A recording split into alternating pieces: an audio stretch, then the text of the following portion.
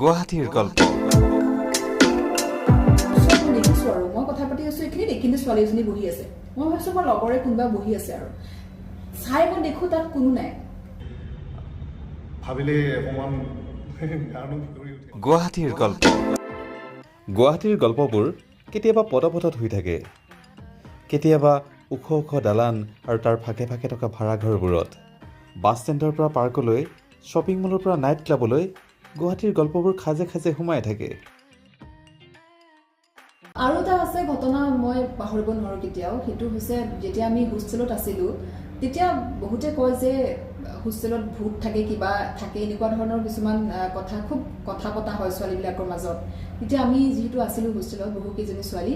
ৰাতি ৰাতি আমি হোষ্টেলত 12টা বজাৰ পিছত মানে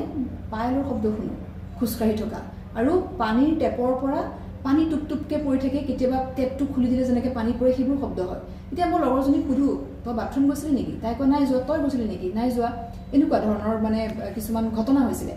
তাৰপিছত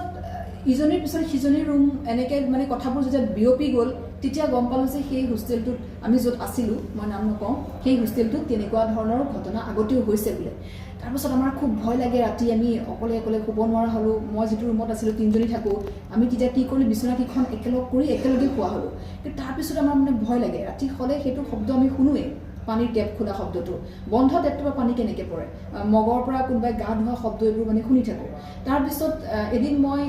সন্ধিয়া কানিমুনি সময়ত চাদৰ ওপৰত কথা পাতি আছিলোঁ মই ভাবিছোঁ মোৰ একদম ওচৰত মই দেখিছোঁ আৰু মই কথা পাতি আছোঁ এইখিনি দেখিলে ছোৱালী এজনী বহি আছে মই ভাবিছোঁ মোৰ লগৰে কোনোবা বহি আছে আৰু চাই মই দেখোঁ তাত কোনো নাই তো সেইখিনি সময়ত মোৰ মুখৰ মান হেৰাই গৈছিলে যে এইমাত্ৰ কোনোবা বহি আছিলে ইয়াত কোনো কিয় নাই তাৰপাছত আহি মই সেই যেতিয়া কৈছিলোঁ আহি ৰুমত লগৰখিনিক তেতিয়া সিহঁতে কৈছিল যে অকলে তেনেকৈ নাযাবি তাকো সন্ধিয়া এই সময়খিনিত কাৰণ ইয়াত কিবা এটা আছে আৰু সেই কিবা এটা আছে সেই কথাটো চৰ্চা চলি থাকোঁতেই আমাৰ কাষৰ ৰুমটোৰ ছোৱালীজনীৰ ৰুমটোত ছুইচাইড কৰিলে এতিয়া আমাৰ আৰু ভয় লাগিলে ভয় লগাৰ পিছত আমি যেতিয়া ওনাৰক কৈছিলোঁ তেওঁলোকে খুব পূজা পাৰ্বণ কৰিলে কিন্তু এই ঘটনাবোৰ যিহেতু নকমিলে তাৰপাছত সেই ছোৱালীবোৰ তাৰ পৰা ওলাই আহিলে কাৰণ সকলোৱে বিশ্বাস হ'ল যে তাত কিবা এটা নিশ্চয় আছেই কাৰণ চবৰে ৰুমে ৰুমে তেনেকুৱা ধৰণৰ ঘটনা হ'বলৈ ধৰিলে কিছুমান অস্বাভাৱিক আমি যদিও বিশ্বাস নকৰোঁ বিশ্বাস কৰিবলৈ বাধ্য হ'ল লাষ্টত আৰু সকলো ওলাই আহিলে তাৰ পৰা ছোৱালী আৰু হোষ্টেলটো কিছুদিনৰ বাবে বন্ধ হৈ গ'ল আৰু সেইটো কেতিয়াও নাপাহৰোঁ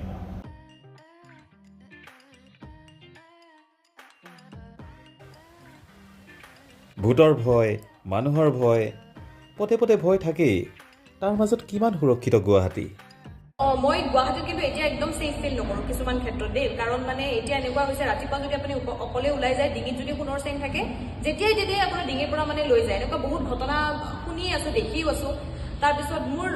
লগতে তাইও এই মানে এগৰাকী সাংবাদিকে হয় তাইৰ লগতো তেনেকুৱা এটা হৈছিলে ৰাস্তাতে অকলে খোজকাঢ়ি গৈ আছিলে তাইৰ গৈ পেলাই তাইক মানে অশ্লীলভাৱে তাইক মানে বডিত তাই টাচ কৰিলে এজন ল'ৰাই মোৰ নিজৰ লগৰ আমি একেলগে কটনত পঢ়া আছিলোঁ গতিকে তেনেকুৱা হৈছে সেইদিনাখন ৰিচেণ্টলি মোৰ লগত এইটো ইনচিডেণ্ট হৈ গ'ল গতিকে ৰাতি মোৰ মতে গুৱাহাটীত ৰাতি হওক দিনেই হওক আজিকালি সুৰক্ষাৰ ক্ষেত্ৰত বহুতখিনি পিছ পৰি গৈছে মানে এতিয়া আগৰ নিচিনা ইয়াতে সুৰক্ষা নাই মই ভাবা মতে আৰু গুৱাহাটীত সমস্যা প্ৰথম যিটো মই এক্সপিৰিয়েঞ্চ কৰিছোঁ সেইটো হ'ল ফোন স্নেটচ কৰিছিলে মই খোজকাঢ়ি মোৰ ৰুমৰ ফালে গৈ আছিলোঁ ৰাতি 11টামান বাজিছিলে গুৱাহাটীখনত 11টা বজাত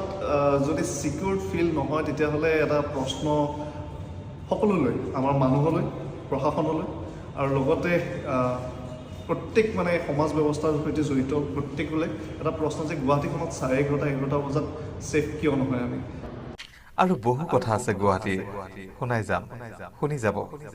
আৰু তাৰ বাবে এই পৃষ্ঠাটো ফ'ল' কৰি যাব এদিনৰ ঘটনা জালুকবাৰী ৰখাইছে ফুটপাথত যে আপোনাৰ এই জোতাৰ যে দোকানবিলাক দি থাকে জোতাৰ দোকানত কণ্ডাক্টাৰজন নামি গৈছে সি জোতা পচন্দ কৰিছে চাইছে জোখ হৈছে মানে